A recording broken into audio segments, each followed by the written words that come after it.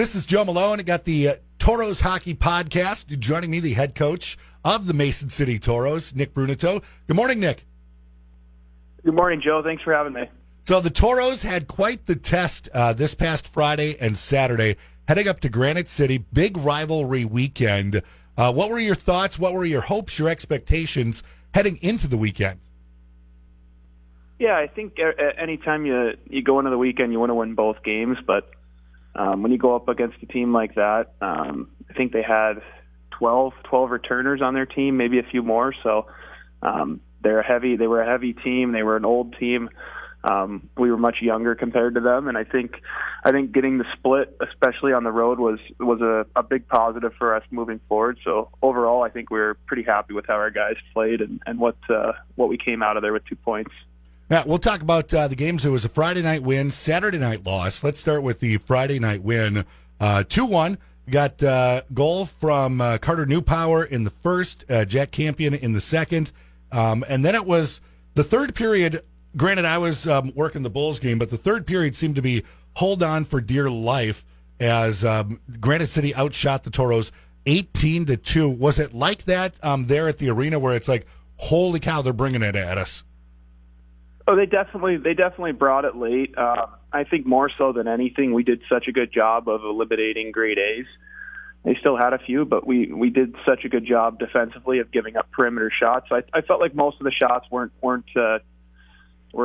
very harmless. And we knew that they were in a position where they had to press, and if we just played good defensively, we would get chances. And if they didn't open things up, they weren't going to put one in. So I was happy with how our guys played. I thought they were very disciplined. Everybody was willing to block shots, and obviously, we ended up getting the win. So it turned out to be the right move.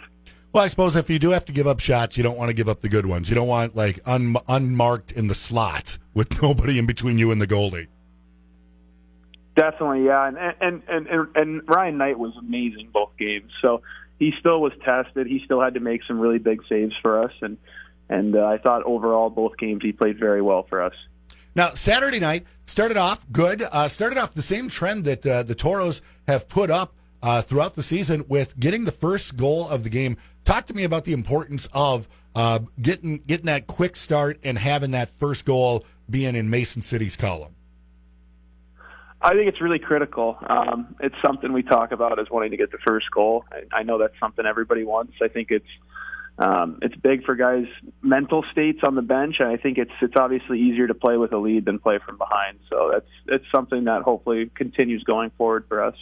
Now, the Toros and the Lumberjacks traded goals in the first and in the third period. The difference in that game on Saturday night was Granite City was able to get 2 goals unanswered in the second period. Is there anything you can take from that you maybe talked about on the bus ride home or have prepared for this week to be like, okay, we got our first loss of the season. Here's what we do with that. Here's how we turn that into something we can work on. Yeah, I think one of our big things we talk to our guys about is having a short memory. So okay, whether that means we win a game or whether that means we lose a game, I don't want our guys dwelling too much on either. We're trying to keep that good equilibrium, so we don't want anyone ever too high or too low. So we'll obviously talk about things that we need to improve on, but I think it's one of those things where we want to look forward, never look back. So now we're kind of already gearing up for Rochester for this week. Yeah, and no letdown in the schedule. You go from Granite City, 2 games up there, to now a home and home against Rochester. Here in Mason City on Friday night, there on Saturday night. The Grizzlies are 5-0. Granted, it's still an early season. Toros have played 4 games, Grizzlies 5 games, but they've got a plus 15 goal differential. How do you go about preparing for a team that you as a coach and for a lot of the players are playing for the first time? Yeah, I think it is a tough stretch for us coming right out of the gate. You play 2 teams back-to-back weekends that are undefeated, teams that are normally towards the top of the league and have always had success with their coaching staffs. I think it's a little different in our preparation this week. I think Rochester compared to Granite is different, but they're both very good at what they do. Granite City's a much heavier team, finishes all their checks. They play very physical, and I think Rochester's the reverse of that, where They're very fast. They're a skilled team. They can all skate. They can all make plays, and they're both very good in different areas. So we're going to have to prepare this week for a little different style of game, but we know it's not going to be any easier than this past weekend. And I suppose going back to what you talked about, don't get too low, don't get too high, have a short memory when it comes to that stuff. That also helps in this guy's about to hit me real hard last weekend too. This guy's about to skate by me real fast. You got to change your mindset. Yeah, definitely. And me and Marquise, we obviously have to, show that in practice. I mean, our practice plan has to change week to week based on what we need to work on and what we need to try and exploit or what we might need to improve on going into the week. So that's something we're obviously going to try and take care of this week. I don't want to go too far into detail with what we're going to try and do or with what we'd like to do, but we're definitely excited for the challenge. We know they're going to be geared up, as obviously any returner on that team probably has a little bit of a sour taste in their mouth. So we know they're going to be revved up and ready to go, and we're going to have to match their intensity. No, last thing I want to do is let the cat out of the bag on any strategy here on the podcast. I'd like to keep the odds in the favor of the Toros if at all possible. I'm not afraid to be a homer. So. Well, we appreciate that. Now, one last thing to talk about, and hopefully this is the first of many times that we get to talk about a West Star of the Week.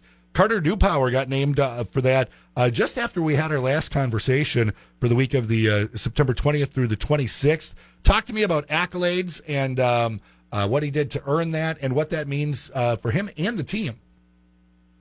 It's awesome for him. We're so glad he could get rewarded for what he's done. I think if you ask him, he's probably pretty nonchalant about it. It's not a big deal, but I think it's good for him to get recognized by the league. But even so, with our team, with our group, that line's been so good for us, and I think it's good for them to get the credit. It's a team game, but I think every once in a while it's good to get an individual accolade, especially when you have a guy like Noops who's done so well for us, whether it's as a leader or producing points. So we couldn't be more happy for him, and like you said, hopefully there's more guys and more awards to come down the road for us. It will be the Toros versus the Grizzlies at the Mason City Arena on Friday night at 7:30, and then road trip up to Rochester for Saturday night. Ticket info for the home game available online, MasonCityToros.com, and then all of the social media stuff. Head coach of the Mason City Toros, Nick Bruneteau, thanks for your time. Thank you, Joe.